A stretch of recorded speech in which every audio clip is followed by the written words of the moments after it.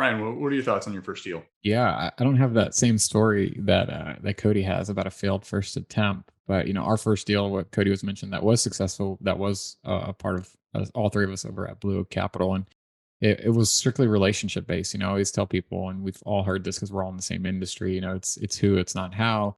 And every opportunity that we've been a part of since, even the deals, the deal we won on our own, has strictly been because we had a better relationship than the other person, right?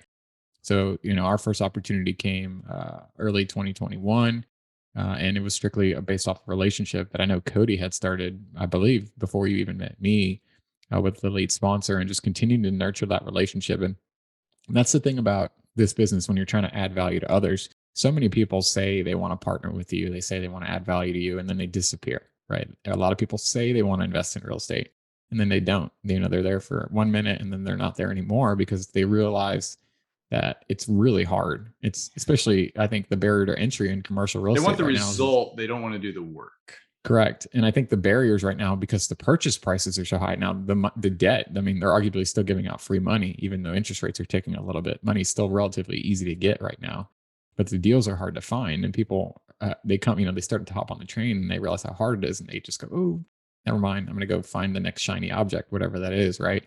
But Cody had been building that relationship, and John, with the lead sponsor. And we were fortunate enough to be able to prove ourselves. We kept showing up, kept meeting that person, kept going to lunch, going on property tours with them. And, eventually we're presented with the opportunity to partner with them because we had built that trust, build that rapport. And then it was really on us where it was kind of a, Cody used the term like crap or get off the pot kind of moment where you're being presented with the opportunity to be in your first deal. And it's a pretty big deal. It's 240 units. So to go from buying some single family houses, which is what we were doing prior, a year and a half before, to buying a 200 unit apartment complex, that's a pretty big swing. Yeah. But it was a relationship based thing. And then it was time to either take action or don't. So we had to decide as a team, like, look, this is the opportunity. And I'm so glad we did, because that's the one that sort of catapulted us to where we're at now. Not that we're rock stars or anything, but we're building momentum. The snowball is starting to grow. But you got to take a leap of faith and you got to take action, and then you got to set up your foundation and you got to trust in the process because you've built something, you've built this machine, you've built this system, whether it's acquisitions or raising capital or both or asset management. Now you got to go out there and let it do its job. And I'll say it worked pretty well.